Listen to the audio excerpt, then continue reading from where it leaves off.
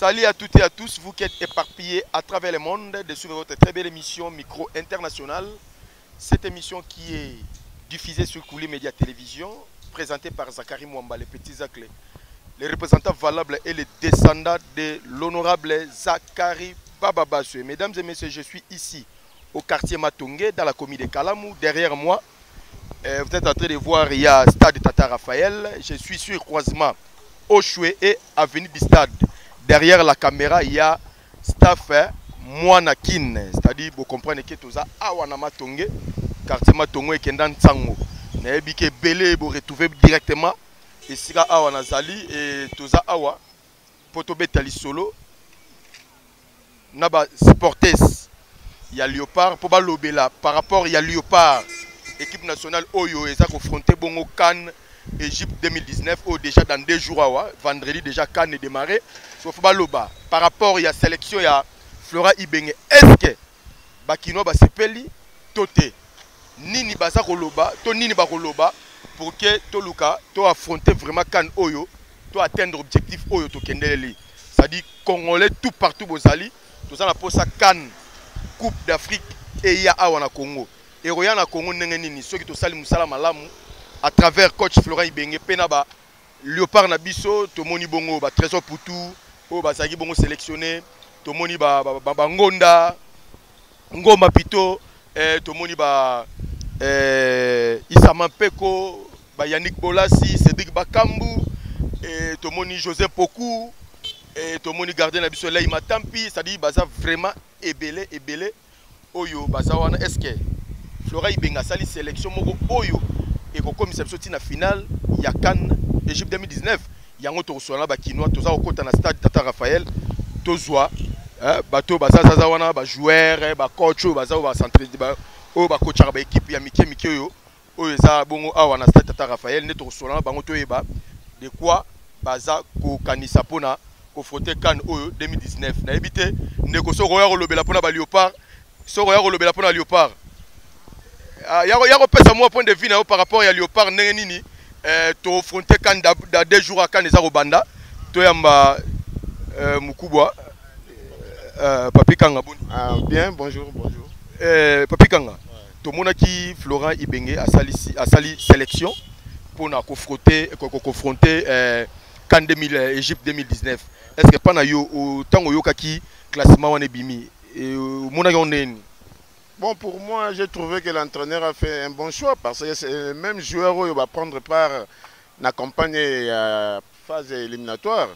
Donc, je ne vois pas, il n'y a pas un nouveau, sauf que Mboula Moutalinga Kokota, mais sauf que les problèmes administratifs et sali que Azalate. Mais tous les joueurs que Ibenga a retenus, ce sont les joueurs qui ont pris part à la campagne éliminatoire. Donc il n'y a pas un nouveau, donc c'est une équipe déjà guérie, une équipe confiante, basée ensemble, Babeti, Bayebani, bien que oui, il y a des cadres vieillir, mais c'est une équipe où on a moni Bayebani, Babeti, Ming ensemble. Je crois que quand les gens disent peut-être le mal de l'entraîneur trop tôt, peut-être, moi je vois que les léopards du Congo, de la RDC vont jouer un grand coup dans Kanoyo. Je vois un grand coup de bête na Kano. Et surtout, aux super pour le mot qu'on a équipe organisateur Égypte. Ils ont mon bon, souvent, tout ça, le résultat, je crois que c'est 50-50. Ce qui n'a pas le parcours, il y a Léopard. À chaque fois, chaque abissona, na pour le mot qu'on a payé organisateur. En tout cas, ceux qui sont en défaite, moi je partage à 50-50. Il y a des fois, tout tenant, pays organisateur en échec. Pays organisateur en échec. Donc pour moi, 50-50. Si on a perdu, je vois à Tunisie, à Pilaka Bisso, mais Bisso Tolongo, la Tunisie en 94, Tunisie a repilé en 2004. Égypte Tolongo, la en 74, Égypte a repilé en 2006. Donc on a vu 50-50. Alors Batou Bazan a image ou on a été. Alors pays organisateur, moi on a trouvé une chance, on a tenu à 88, on a Maroc en échec. Hein? Donc, ce qui ont le bilan, il y a Léopard avec les pays organisateurs. Moi, je partage à ces 50-50. Tout ça déjà dans les bons. Dans le bon. Merci beaucoup. Merci, journaliste. Merci beaucoup. Tout ça va continuer. Tout ça Tata Raphaël. Merci, Patience Moukendi. PM, vrai chéri, moi, ça faut cette à l'état maman en direct de Paris wana motema Christophe Mbenzu ya ba Christophe grand ingénieur na kata Paris wana papa na Chrisnel Christopher na Christian V. Merci na Eric Divita et Luka Makambo. Merci na Joli Moadi ya ba Joli. Merci toza okota pour to continuer série na biso interview pour na ba Léopard. C'est parti. Ouais, toza wa devant Stade Tata Raphaël tomoni ser na biso azaro teka déjà ba Varese à Léopard boza romona. Boni ser. Bien. Ndenge oza romona kala mingi te dans 2 jours awa. Quand Égypte 2019 eza robanda. Nini ozo ebisa na ba Léopard na biso o bazala ki bongo sélectionné par coach Flora Ibeng. Bon, on a le barake. Donc ba sepel sa biso. Ba sa mamba malamu po biso beto sepela. Po talaka zambo na biso. Donc bango ba sa elo mo bien. Elo mo biso beto se poso bango ba beti bien to gagner biso be bateki to sepela to teka bien. Pona ku kane bandite déjà to teka déjà. Moi lango ezali to teka mo mkemke zolongwa. Mais so ezaki premier match to beti to gagner. En tout cas, c'est un peu la biso. Biso peut match ezara bien. On continue. Est-ce que papa Moté sélection ya Flora Ibenge pour na CAN 2019 ou est-ce que Rolo Bangoni? Merci na moto tuninga menaza pena fanatique za balete. Quand même eza équipe nationale. Ne va pas programme wana te. Mais équipe nationale quand même. En tout cas na oui na recevela. So ba beti kitoko je suis content de cela. Mais ozo pesa bango nini? Ozo pesa bango nini? Qui ba remporter. Merci. Ok, merci. Merci, tout ça, on continue série na biso. Toujours, tu vas au Tata Raphaël pour na ko interviewer bandeko na biso pour na Léopard kalamingité, c'est-à-dire tout ça la match na ebité bandeko na nga bazawa soki ba robeta mo lisolo muke pour na Léopard boni ndeko. Bien. Léopard kalamingité wa kaneza ko banda dans 2 jours awa. Biso za la match dimanche. Ni no koyebisa ba Léopard na biso o baza bongo déjà na 4 Égypte. Bon, ba ke biso no so na sima na bango, to pesa bango ka courage ba gagner match à liboso po to za penza na assurance nyonso makamba ba calcul wana biso to bosana ngo ezongela te ba beta ba ke mboka mobimba to za sima na bango to pesa bango ka ba bonne chance. Pour na classement oyo sélectionnel Flora Ibenga sali est-ce que pour na yo zo pressentir nini? Pour la classement faut bazala liloba moko muto azaka na onga zaka na classement na ngao na pesa boité ba bazala liloko moko ba ancien joueur ba coach ba pesa classement bien pour pesa biso mo résultat ya bien. Merci. Merci. Merci, tous allons continuer. David Kalambai tokota na Stade Tata Raphaël pour tous bandeko mususu oyo bazana kati pour to solo la pona masolo etali Léopard toza kokota bozomona ndenge toza kokota na Stade Tata Raphaël ndeko okoloba pona Léopard ndeko yokoloba te pona Léopard vraiment toza wana coopérant Léopard olati Varese Léopard sukolobi nini yaka lo pusana boye coopérant. C'est bon toza wa na kata Stade Tata Raphaël. Tokuti bandeko ba alia mbote papa. Mbote. Dans 2 jours quand Égypte 2019 ezo banda. Et pas na yo ozo sentir nini pour na Léopard na biso. Et pas na ngai to na o sentir que match ozalaka bien dans 2 jours oyo ekoleka kitoko makasi ekoleka na préparation to sala préparation na match ngwana na Tali. Ça va, écoleka nango bien. Sélectionné Flora Ibenga, est-ce que vous avez nini? Est-ce que classement ou ya sali? Eza classement ou pena ça dit ba supporter tout ba zelakito ezaka sali ga nenga salama. Mbo, maele na biso na maele na ye eza différent. Ye asali ga musala yango atangele yango biso tangele yango te. Bo lekola sali sélection na mbo, maele na ye biso tokoloba o tokoloba akoyoka yango te mais o ya yende akoposer yango. Peut-être un super euro pour contribuer pe moi idée pour permettre pe ko sungaye mais na ko contribuer yango ata esungi ye wende azalaka ye oya alobi kaka c'est bon merci. OK ouais to zawa ndeko mbote ndeko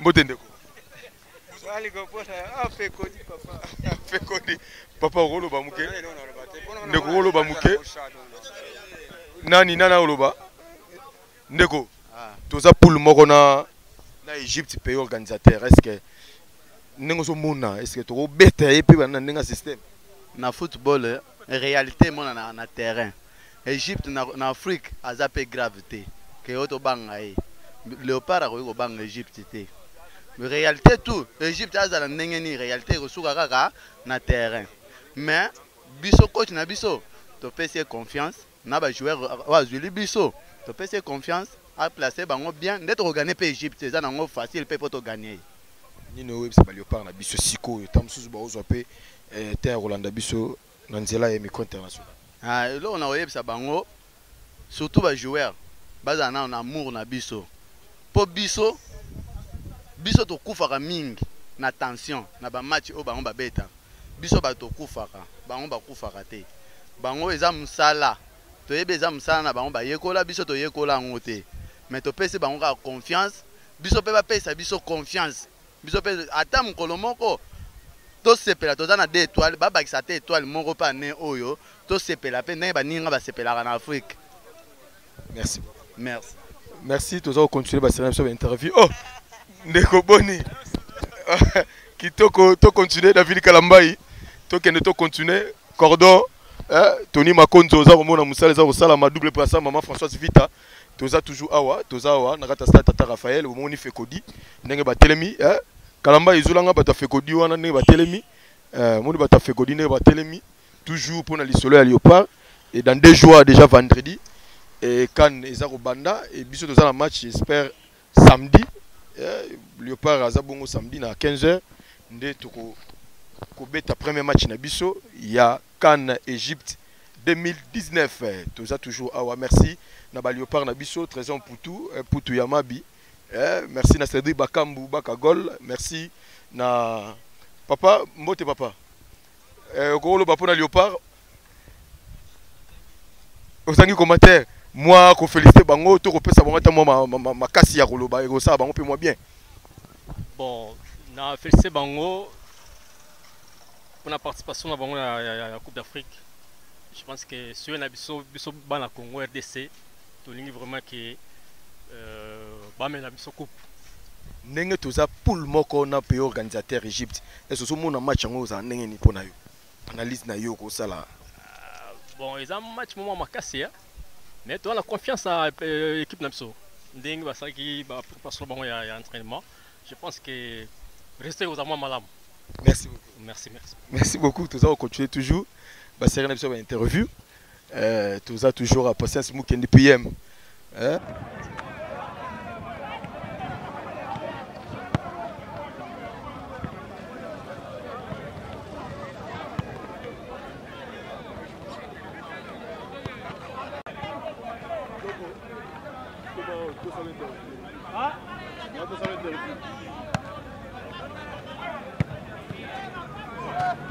Papa. Au bêta dans l'équipe.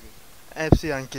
FC Anke. Vous dans la quatrième division. C'est ça, troisième division. Ah, troisième division. Léopard na biso dans 2 jours à Cannes Égypte 2019 c'est Zobanda.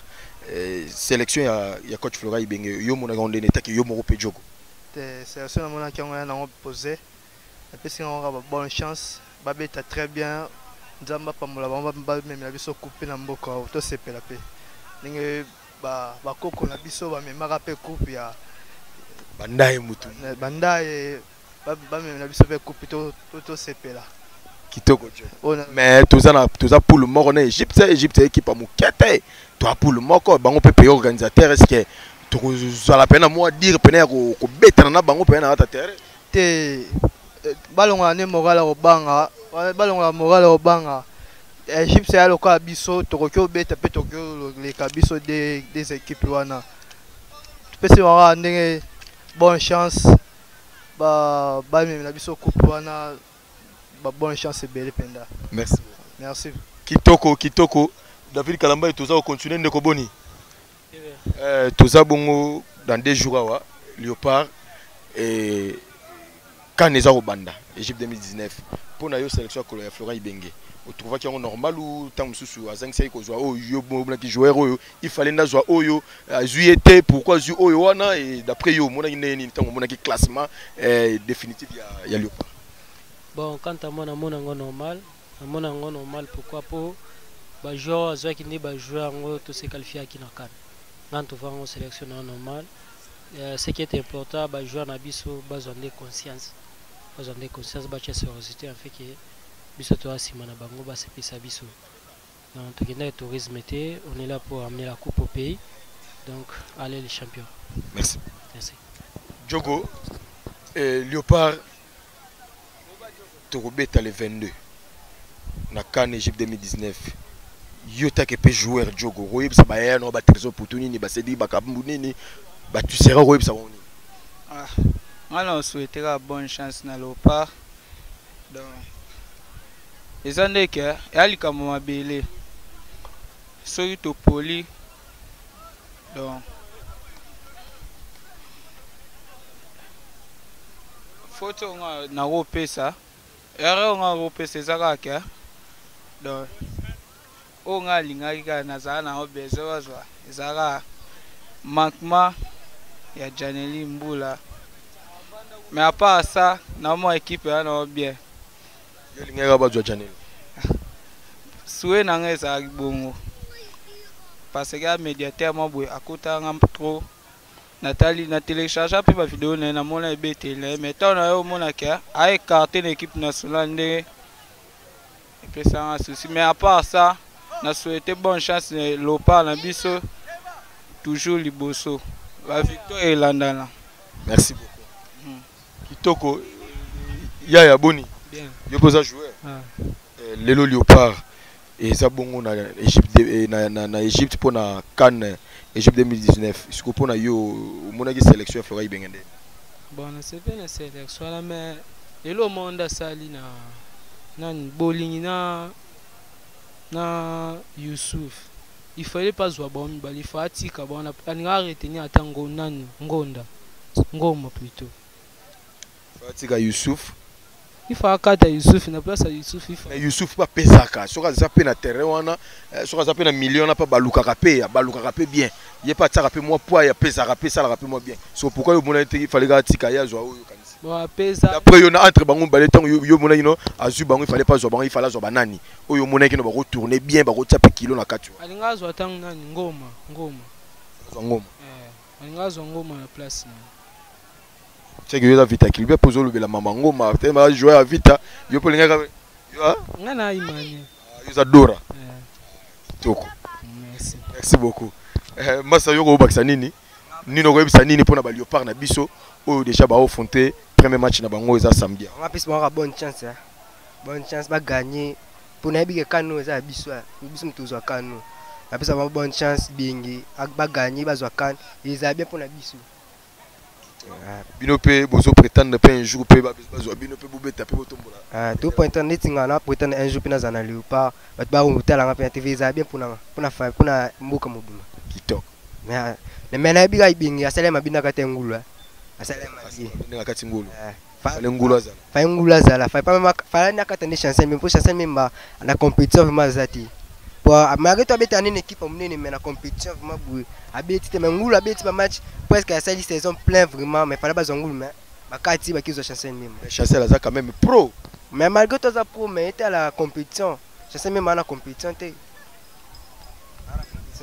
donc merci beaucoup tout ça va continuer Junior Umerto Marambango yango yoti motema Didel Kitemoko papa na Rifat na Jafet Tatou de Tchatch les guerriers toza awa na stade Tata Raphaël toujours kaka pona cadre ya Léopard parce que premier match à Léopard eza bongo le 22 oyo congolais tout a la mobiliser peut déterminer toza toujours ko continuer na ba série na biso ba interview pour na CAN Égypte 2019 papa pona yo ni nous a kozela na ba Léopard na biso bon pour la ba Léopard tozo linga ke victoire ezala vraiment équipe na biso ko avancer na sélection oyo entraîneur Libenga Sali pour la biso c'est pesi mingi biso vraiment tozo linga ke to kenda avant to ko matina suka po tozo coupe wana vraiment ça c'est mingi pour la pays na biso pour la Congo pour na président oyo akoti Félixi na ba moyen wa tchaki pe pour l'équipe nationale kindi stage bloqué na Espagne pe bakoti Égypte mardi. Alors c'est bien tolingi équipe nationale qui est liboso. Chance mingi équipe nationale. Toza vraiment na moxo moi dire parce que na poule na biso toza bongo na pays organisateur Égypte autre beta na bango.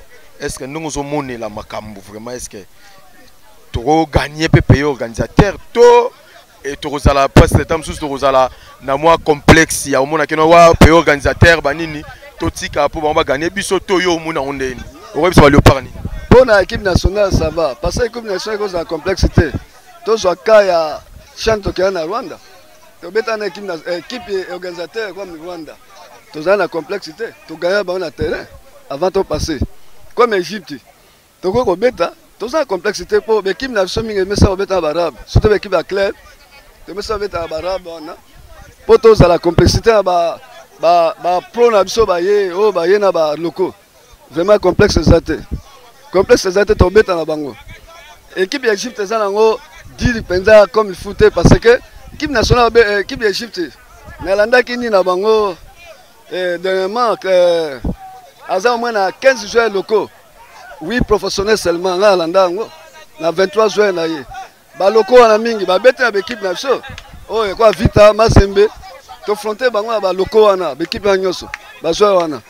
Toko banga te à part ça Maman Salah a joué la bête à Cannes il y a Gabon. Tout le monde a raillé, mais à Salah rien. Bah gagné qui est bon. L'équipe nationale a très bien.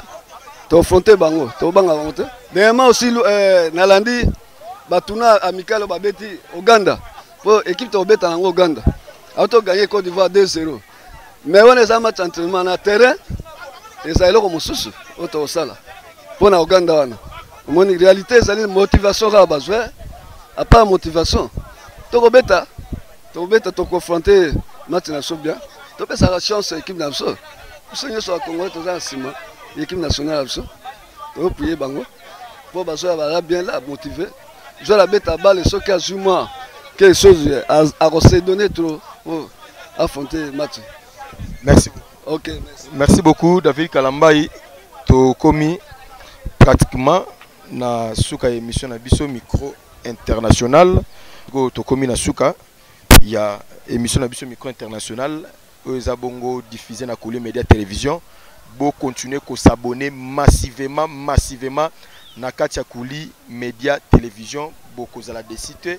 Merci beaucoup na maman Françoise Vita double brassoir maman merci beaucoup na confiance tout oza ko sala biso merci na Cordon Tony Makonzo merci na yo et merci na batutu oyo ba pretakanga main forte na komona patience mukende PM joli Moadi joli tango la roulotte Mille Sandra et Tatou de Tchatche les guerriers Junior Humberto Modé wa Manakio et président d'homme la Lille Yamama Makilo quoi et Jean-Marc Kabengele Biaï Ninal Kabengele Stéphanie Kabengele David Kabengele oncle Sonny Kabengele na Londres, Yolande Akwete et pourquoi pas et Gina Mujinga Mapopi, Mamwenda wa Samuela en direct de Paris. Merci na mère doublée Marie Kapinga MK Yoyebi merci beaucoup.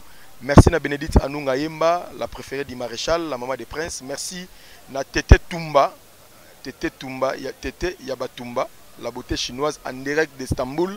Merci na Freddy Walelo. Merci Nabino tout Oyoboza partout à travers le monde Oyobo Pretaka toujours mais forte tout Pretaka peu oreille Nabino pour la émission de micro international et vous a bon présenté par Zachary Mwamba les petits Zaclés les représentants valables les descendants de l'honorable Zachary Baba. Merci à vous abonner vraiment massivement merci beaucoup na beau-frère Christophe Mbenzou, père doublé, merci. Tokutani, na numéro Moussoussou. C'est parti. Merci na David Kalambai, ozaki bon si ma caméra, so bo moninga na bimi kitoko. Na ba etando na bino, na ba téléphone na bino, na ba TV na bino. Bo pesa merci na David Kalambai, pe na Cordo Tony Makonzo. Merci beaucoup. On se retrouve na numéro Moussoussou émission micro international. C'est parti.